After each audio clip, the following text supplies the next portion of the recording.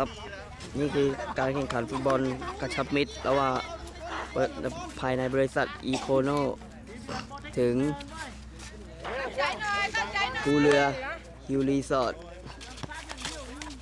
การกระชับมิตรภายในบริษัทครับนี่คือการแข่งขันระหว่างบริษัทครับพี่น้องอย่าทำเต่าอย่าทำเจ้ายิงนายพี่ถามลูกเล่นสองตัวลุกไปเลยลูกนั่นรับเหรอแม่ลูกบุกไปเลยแปงไปเลย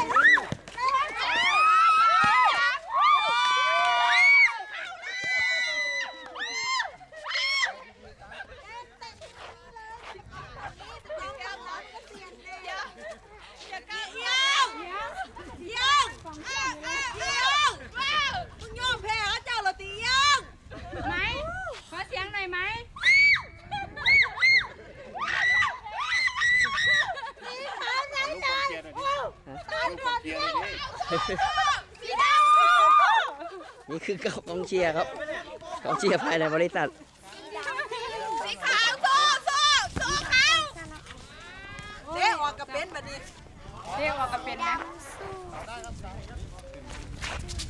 จงมาทิ้งสิแรงๆจ้าอยู่ได้ยาวเลย